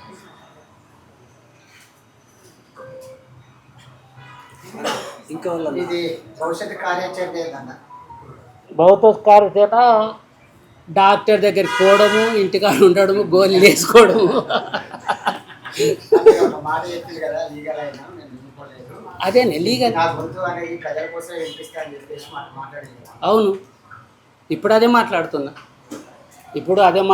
లీగల్గా ఉంటా, నా కుటుంబంతో ఉంటా, డాక్టర్ దగ్గరికి పోతా, బీమార్ రాకుండా ఎక్కువ రోజులు బతుకుతామా మన చేతులు లేదు, ఆరోగ్యం మీద ఆధారపడి ఉంటుంది. కాబట్టి అట్లా బతుకుతాం. అదే నేను మన పోలీస్ వాళ్ళకి ఇక్కడ సక్సెస్ కూడా వచ్చిండు కాబట్టి సత్యసేన డిపార్ట్మెంట్ ఆయన అని చెప్తున్నా. అక్కడ కూడా చెప్పిన మేము నేనైతే ఎవరన్నా అమరవీరులు శవాలు వస్తే పోయి పాడతా అని చెప్పిన. ఓకే అట్లా వాడు, కానీ ఆర్గనైజేషన్ చెయ్యొద్దు అన్నారు వాళ్ళు. అసలు నాకు ఆర్గనైజ్ చేయడానికి ఇప్పుడు సాధనే కాదు, 70 సంవత్సరాలు అయిన తర్వాత ఏం చేస్తాం ఇంకా. కాబట్టి అట్లా నా జీవితంతో నేను బతుకుతున్నాను. ఇప్పటివరకు ఎన్ని సాంగ్స్ రాశారు? అంటే 77 నుంచి 80 వరకేమో 3 సంవత్సరాలు మన ఈ పని ఇంటికాడ ఉంటూ పని చేసినాము. తర్వాత ఎన్ని పాటలు రాసినాం? పాటలు అట్లా ఇప్పుడు ఈ ఉదాహరణకి ఈమె చెప్తే 150 పాటలు రాసింది ఈమె. కాబట్టి ఇక అట్లా చాలా పాటలు ఉంటాయి. రోజు యాక్టివిటీ కదా. ఇప్పుడు అక్కడ దండకారణంలో అయితేనేమో ఇక భాషలు రాయాలి. దునియలోప ఆదా నిమ్మ ఆదా ఈ సన్నివా నాను దునియతును బదిలీకి అకల్ నాను వాటు దిటి వాటు సంగేదాయకల్ వరడ్ది సంగేదాయకల్ అని ఇట్లా కోయల్నే పాటలు ఫుల్ రాస్తుంటాం. అట్లా తెలుగులో కూడా రాసినాం. ఇప్పుడు మేము ఒక గుజరాత్ బాని తీసుకుంటాం. ఫంకిడా మేరీ ఫంకిడా అని వాళ్ళు ఒక గర్భం మీద ఆడతారు అన్నట్టు. దాన్ని తీసుకొని సెల్లెలా ఓ జ్యోతెక్క జోహాలు నీకు జోహాలు ఇట్లా పాటలు. ఇక ప్రాక్టీస్లో రోజుగా మనం పాటలు రాయడము, పాడడము, ట్రైనింగ్ ఇవ్వడము, అట్లా మనము అది కంటిన్యూ జరుగుతూనే ఉంటుంది. అలా మీరు ఇప్పుడు ఇక్కడికి వచ్చిర్రు, మీ కుటుంబం మీకు సంబంధించిన వాళ్ళు సంతోషపడుతున్నారు. మీరు వచ్చేటప్పుడు అడవిలో ఉన్న వాళ్ళు మీకు సంబంధించిన కల్చర్ సంబంధించిన వాళ్ళు చైతన్య వాళ్ళు ఏమైనా బాధపడిన సందర్భాలు ఉన్నాయా? అంటే వాళ్ళకి డైరెక్ట్ చెప్పాం కదా వాళ్ళకి. మనం మేము ఇంటికి వెళ్ళిపోతున్నాం అని చెప్తామా? అయితే నేను వాళ్ళకు మన ఏదైతే ఉంటారో వాళ్ళకు తెలుసు. పాపం కింది వాళ్ళకి తెలియదు కదా. అందుకే బాధాకరమే. ఎందుకంటే వాళ్ళు సాక్రిఫైస్ చేసారు మన కోసము, ఎంత ఉన్నారు. కాబట్టి అనారోగ్యం ఉన్నాం. వాళ్ళు కూడా ఎన్నోసార్లు అన్నారు, దాదా ఈ చీకట్ల కదా మీరు కనబడేది కష్టం కదా, మీరు పుట్టిగా చచ్చిపోతారు అని అందరూ వాళ్ళు ఊకే. కానీ నువ్వు పో అని అనకపోతురు అన్నారు కదా వాళ్ళు. పాపం మనం ఒక నాయకత్వంలో ఉన్నాం కాబట్టి వాళ్ళు అట్లా అన్నారు కదా. చాలా వాళ్ళు ఇది ఆదివాసులు, వాళ్ళకు చేతులెత్తి దండం పెట్టాల్సి, వాళ్ళ కాళ్ళకు ముక్కవలసింది. వైట్ పేపర్స్ వాళ్ళు నిన్ను ఒకసారి నమ్మిండ్రు అనుకో, ఇక నీకు ప్రాణం ఇచ్చేస్తారు. వాళ్ళు నిన్ను నమ్మలేదనుకో నీ దగ్గరికి రాదు. అంతే, అది వాళ్ళది. కాబట్టి వాళ్ళకు ఇప్పటికి కూడా నేను వాళ్ళకు చేతుల దండ పెట్టి ఇన్ని రోజులు నన్ను రక్షించిండ్రు, కాపాడిండ్రు. వాళ్ళు కంటికి రెప్పల కాపాడిండ్రు, అన్ని విషయాలలో నాకు సహకరించిండ్రు. వాళ్ళకి ఇప్పటికీ నేను ధన్యవాదాలు చెప్తున్నాను. చెప్పండి. ఒకసారి దీన కూడా మాట్లాడుతుంది. ఆమె కూడా చేతన ఇంకేమైనా అడుగుంది. చేతన రాసింది, పాడింది, తిరిగింది. 30 ఏళ్ళు 90 నుంచి పనిచేసింది ఇప్పటిదాకా. ఆమె కూడా మాట్లాడుతుంది. ఆమెను కూడా కొన్ని ప్రశ్నలు అడగచ్చు.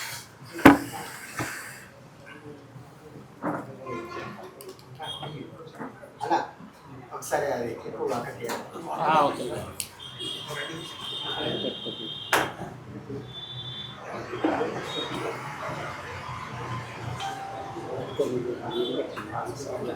ఒకసారి ఒక్కట బస్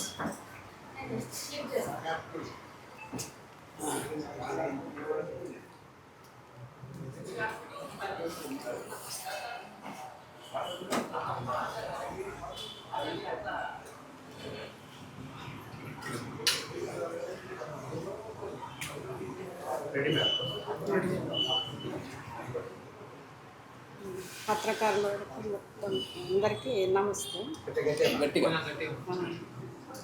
నేను సంస్కృతి రంగంలో పనిచేసింది అంటే మాది మహబూబ్నగర్ జిల్లా. ముందు మహబూబ్నగర్ జిల్లా అమరావతి మండలం వంకేశ్వరం గ్రామం ముందుది. ఇప్పుడు నాగర్ కర్నూలు భద్రా వచ్చేసింది.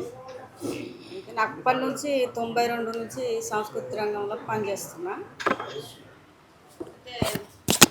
అక్కడ మహబూబ్నగర్ జిల్లాలోనే నేను సంవత్సరాలు పనిచేసిన తర్వాత అంటే కువి ప్రజలు ఉంటారు, ఆదివాసి ప్రజలే. మహబూబ్నగర్ జిల్లాలో పనిచేసినప్పుడు నల్లమల్లల చెంచోళ్ళు అంటారు. నల్లమల్లలో 10 సంవత్సరాలు అటే పనిచేసినాం. నల్లమల్లలో అంటే నల్లమల్ల ప్రజలు ఆ అడవి మీదనే ఆధారపడి ఆ గోంద్ అంటారు, జిగురు అంటే అక్కడ వ్యవసాయం చేసుకోరు ప్రజలు, అడవి మీద ఆధారపడి బతికేవాళ్ళు. అక్కడ సంఘాలు పెడుతూ సంఘటితం చేస్తూ ఒక చైతన్యము చేయడములో అంటే అక్కడ వ్యవసాయం కూడా కొంత చేయడానికి వాళ్ళను ప్రయత్నం చేసినాం. మేము కూడా అక్కడ భాగస్వాములం అయినా కూడా అక్కడ వ్యవసాయముల అభివృద్ధి కాలేదు ప్రజలు. అయితే అక్కడ వాళ్ళ జీవనాధారము గోందు అంటారు, జిగురు ఆ చెట్లది తెచ్చుకొని అక్కడ సొసైటీ ఒకటి పెడితే అక్కడ ఇంత మిరపకాయలు ఇంత బియ్యం అవి తెచ్చుకొని అడవిలో వాళ్ళు కూరగాయలు అంతా ఏం లేవు అట్లా బతికేటోళ్ళు. అంటే అక్కడ పాటలు కూడా చెంచుల దబ్బలు లేసినయి, దోపిడి గుండెలు వదిరినయి, మంత్రులతోని మాటలు కావు మంత్రుల గుండెలు వదిరినయి. అంటే వాళ్ళు చెంచోళ్ళు చెట్ల కింద మాకు చదువులు లేవు, మాకు తిండి లేదు, ఇక్కడ కరెంట్లు లేవు, ఏం లేదు కదా, రోడ్లు లేవు. అంటే ప్రజలు బతకడానికి సంబంధించింది ఉన్నదంటారు కానీ మేము అమాస చీకట్లనే బతుకుతున్నాము అని అక్కడ పాటలు. అంటే అక్కడ ఉన్న ప్రజలు ఒక మన పార్టీ అంటే చాలా ప్రేమతో, వాళ్ళకు తిండి లేదు కానీ వాళ్ళకు ఉన్న దాంట్లో మనకు కూడా పెట్టి అంటే అక్కడ వాళ్ళ జీవనాధారముల మొత్తం అడవి మీద ఆధారపడేటోళ్ళు కాబట్టి వాళ్ళకి అక్కడ జనసంఖ్య కూడా చాలా లేదు. మీకు తెలుసు కదా, నల్లమల్ల అంటే మొత్తం జనాలను చెంచోళ్ళను మొత్తం బయటికి వెళ్ళగొట్టి అక్కడ ఇప్పుడు చెంచోళ్ళు బతికి, ఎందుకంటే ఆదివాసులు వాళ్ళ ఆజాదుగా బతికేటోళ్ళు వాళ్ళు అడవి మీద. అంటే వాళ్ళను అడవి నుంచి కూడా తరిమిరని మీకు తెలుసు. కువ్విల అంటే కువ్వి జనాలు వాళ్ళ భాష వాళ్ళది మొత్తం కూడా జ్యోతి భాష కువిలోకు భాష రాకిని భాష మొనో ఉజ్జడివానే నీ భాష నీ జ్యోతి భాషమ్మ కువిలోకు భాష జుహి అని భాషమ్మ కువిలోకు భాష జ్యోతి భాష కువిలోకు భాష రాకిని భాష మొనో ఉజ్జడివానే నీ భాష మచ్చ హిల్లతి భాషమ్మ కువిలోకు భాష నీ జ్యోతి భాషమ్మ కువిలోకు భాష వరితి భాష జడతమనే భాష కువి భాష హింజి లజ్జా కిన్నెరి మచ్చ హిల్లతి భాషమ్మ కువిలోకు భాష. అంటే మా భాష మాది మంచిది, తెలుగు భాష, హిందీ భాష, ఇంగ్లీష్ భాష కలిపి అందులో తెస్తున్నారు. మా భాష మాకు కావాలి అని అక్కడ పాటలు కూడా మన డప్పు రమేష్ అందరూ అప్పుడు రాసింది ఉన్నది. అక్కడ మేము కొన్ని రోజులు పనిచేసినాం అక్కడ. అంటే అక్కడ ఉన్న సంస్కృతి రంగానికి సంబంధించింది ఆ పాటలు తెచ్చి వాళ్ళని సంఘటితం చేసి ఆ సంస్కృతిని బదిలీ చేయడానికి కూడా కొంత అందరిలో మేము కూడా కొంత ప్రయత్నం చేసినామని. ఇక్కడ దండకారణ్యం వచ్చినాకనేమో ఇక కోయనే మావవాది తాళాలు పోజులాలు పొజుమాలాలు పోజు లక్షమవాదే సభే ముక్తికి ఎనమంతయం లక్షమవాదే సభే ముక్తికి ఎనమంతయం మాదేస్తా మా జంత ఇది భూమి మావయే ఇది భూమి మావయే ఇది దేస్తా సంపాతి తిండనోర పొరోనే తుపై మనలు పోయిసి పుండకాలొరికినే దండాకారంలో పో నాటె నాటె మనాలే నాటె నాటె మనాలే గ్రామ రాజ్య కమిటీకి బనా కేసి మనాలే గరీబీ జంత ఎక్తతే సర్కారు సెలకి కలే అని అక్కడ కోయల కొన్ని పాటలు రాసేవాళ్ళము.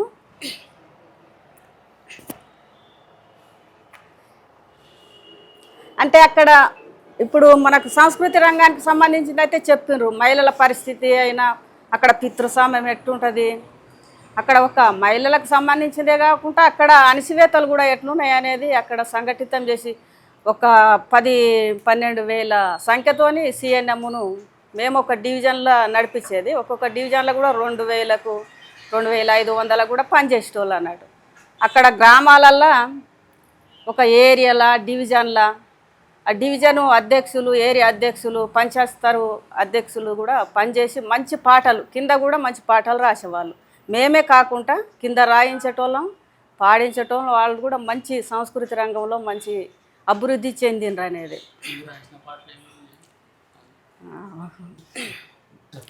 రేరేలో ఎరేలా రేలా రేల రేలా రేరేలో రేలా రేలా రేల రేలా మాడు భూమిలాడైలో పో కమ్రెడు కుమ్లి పైవేరు మాట పుడితినా కమ్రెడు కుమ్లి సుడ్లా సుడ్లా మందనస్కే కమ్రెడు కుమ్లి బాలల సంఘం కాముకిత్తినా కమ్రెడు కుమ్లి అంటే కొన్ని పాటలు అంటే అమరవీరుల మీద కొన్ని సమస్యల మీద కూడా రాసింది ఉంది. సర్కారు జంతం సర్కారుల మీద కూడా అంటే ఒక తెలుగు పాట మొత్తం చెమటలో ఇది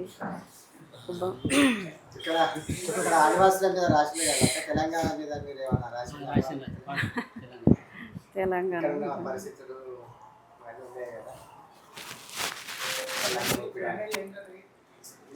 అయితే నేను అక్కడ ఉంటుంది అని ఒక్క నిమిషం మాట్లాడినా. అక్కడ ఏంటంటే ఇక తెలుగు అనేది భాష ఉండేది అంతే.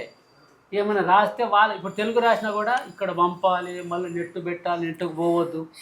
తర్వాత మనం ఎవరో పడితే ఆ పాట రాసిన తర్వాత ఒక నెల తర్వాత ఇట్లా వస్తుంది. అది అప్పటికి ఆ సమస్య అయిపోతుంది. కాబట్టి అందుకే ఆ సమస్య మీదనే లేటెస్ట్ ఏం సమస్య ఉంటుందో కోయిల రాసి వాళ్ళకు ఎడ్యుకేషన్గా పంపించేస్తుంది. అట్లా రాసి అయితే నేనైతే తెలంగాణ ఒక సందేశం పంపించిన సూచన వచ్చింది, నెట్లో కూడా పెట్టినాం.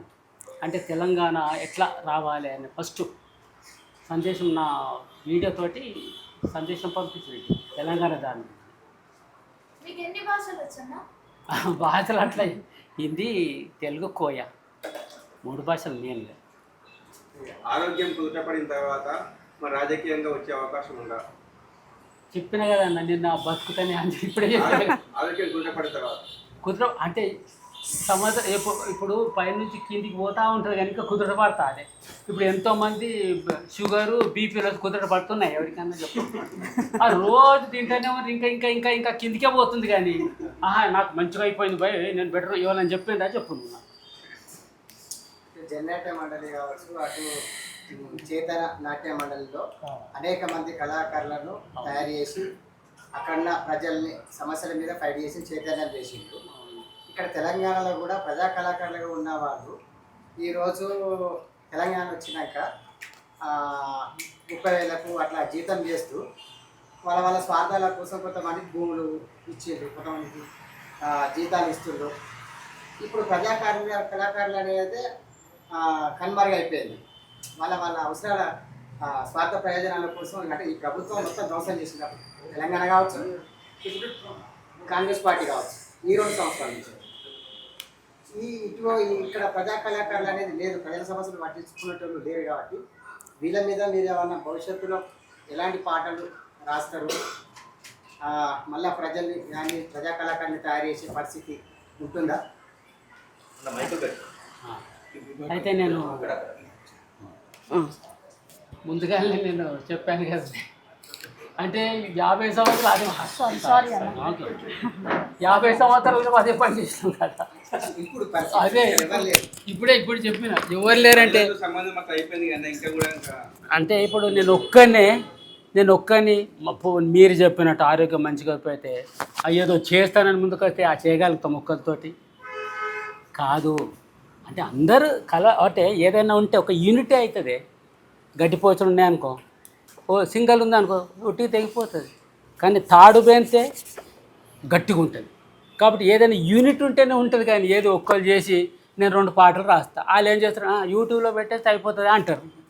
యూట్యూబ్లో పెడితే 2 పైసలు వస్తే తిరుగుంటూ ఉండాలి అంతే. కాబట్టి అట్లా ఏది కాదని అట్లా. కాబట్టి వాళ్ళు ఇక వాళ్ళు ఎవరికి వాళ్ళు ఆలోచన చేసుకోవాలి. అంటే సమాజం ఏంటిది, సమాజం అర్థం చేసుకోవడము. ఇప్పుడు పత్రికారులు కూడా సాక్రిఫై చేస్తారు కదా, పత్రికలు ఎంతోమంది సాక్రిఫై చేసిన వాళ్ళు ఉన్నారు. ఎంతో రిస్క్ తీసుకొని ఆమె ఒక వరంగల్ ఒక పత్రికారు విలేకరి మాట్లాడింది, రేడియోలో ఇంటర్వ్యూ వచ్చింది. ఆమె ఆమె ఏమంటుందంటే నాకు ఎన్కౌంటర్స్ రిపోర్ట్ పోయినప్పుడు చాలా రిస్క్ అయింది నాకు అంటారు. కాబట్టి పత్రికాల్లో కూడా వాళ్ళ రిస్క్ వాళ్ళకు ఉన్నది. కాబట్టి అదే అందరూ రిస్కులు ఉన్నారు కాబట్టి ఇందరు తుపాకులు పట్టుండ్రు పై అని చెప్పగలుగుతామా?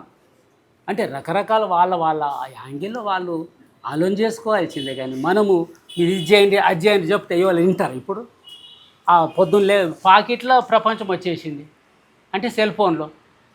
కాబట్టి ఆయన పొద్దున్న నేను ఇప్పుడు చూస్తున్నా రోడ్డు మీద పోతుంటే పక్క ఆయన ముంగడు ఫ్రెండ్ నడిపిస్తుంటే ఈయన అందులోనే పెట్టారు. ఎవరు పక్కకు చచ్చిపోతుండా తెలియదు, ఈయన ఇట్లనే ఉంటారు. ఇక ఏం పట్టించుకుంటే ప్రపంచానికి చెప్పు.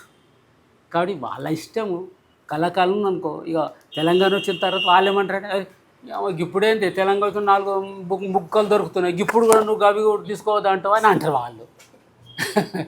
కాబట్టి వాళ్ళు ఆలోచన చేసుకోవాల్సిందే. మనం మీరు ఇది చెయ్యండి అంటే నేను ఇప్పుడు అది చెప్పనికి రాలేదు.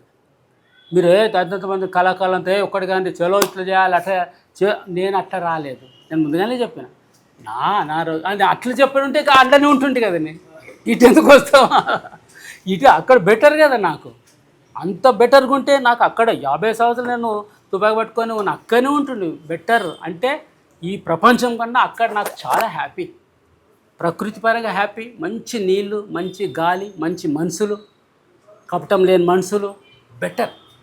ఇటు ఎందుకు వస్తాను నేను నాకు మంచిగా ఉంటే. కానీ నేనే ఆరోగ్యము ఇదైతే కూడా తెలంగాణలో కూడా తెలుగు రాష్ట్రాల్లో కూడా సమస్యలు ఉంటాయి కదా, దోపిడీ కూడా. తెలుగు రాష్ట్రాలు కాదే ప్రపంచవ్యాప్త సమస్యలు ఉన్నాయి. ఒక్క తెలుగు రాష్ట్రాలు కాదు, ప్రపంచవ్యాప్తంగా సమస్యలు ఉన్నాయి. కాబట్టి ఆ సమస్యలు వాళ్ళ ప్రజలు వాళ్ళు ఆలోచన చేస్తారా ఏం చేస్తారు ఇక వాళ్ళు. మేము అందుకోసం మాకు జనరేటర్ ఇది కూడా చర్చ వచ్చింది మీరు వేసిన ప్రశ్నలు.